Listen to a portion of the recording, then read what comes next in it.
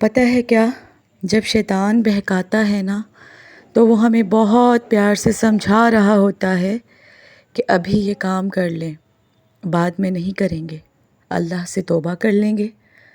اور پھر دوبارہ جب وقت آتا ہے تو ایسے ہی سب بھلا کر گناہ کرواتا ہے، اور انسان اس کی چال میں پھنستا ہی چلا جاتا ہے۔ اور ایک وقت آتا ہے گناہ کو گناہ نہیں سمجھا۔ اور پتہ ہے کیا، یہ سب کیوں اور کب ہوتا ہے؟ یہ اس لیے ہوتا ہے کہ ہمارا نفس اور ہمارا ایمان بہت ہی کمزور ہے، اور جب بھی اس طرف سے وار کیا جاتا ہے ہم پھنس جاتے ہیں۔ تو ہم کو اپنے ایمان کو، اپنے نفس کو مضبوط کرنا ہے۔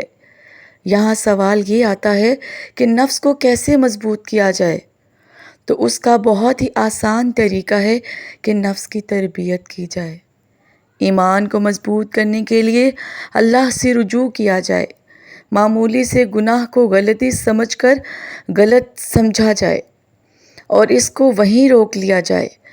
ورد کلمہ ہر وقت درود شریف زبان پر رکھا جائے تاکہ ایمان مضبوط رہے۔ استغفار کو معمول بنایا جائے۔ یہی نفس کو اور شیطان کو شکست دینے کا بہترین طریقہ ہے۔ جب اللہ کا ذکر ہماری زبان میں، ہمارے دل میں چل رہا ہوگا نا، تو پھر شیطان قریب بھی نہیں آئے گا، کیونکہ ایسے وقت میں فرشتے ہمارے گرد حصار باندھ لیتے ہیں۔ اللہ ذوالجلال ہمارا ذکر سن رہے ہوتے ہیں اور خوش ہو رہے ہوتے ہیں۔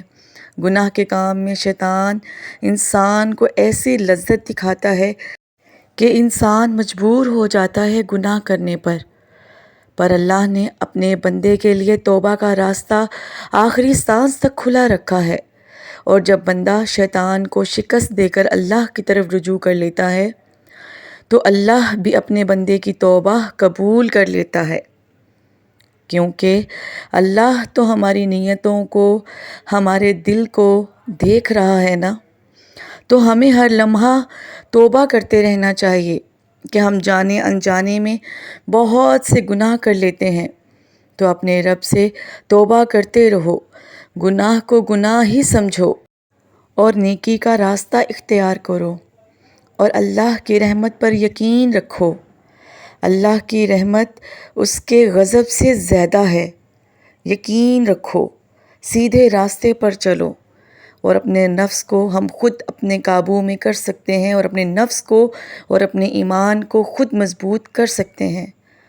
بس اللہ کی رستی تھام لو، درود شریف اور کلمہ کا ورد کرو، اللہ پاک آسانیاں پیدا کرے گا۔ اپنا خیال رکھیے گا۔ اللہ حافظ۔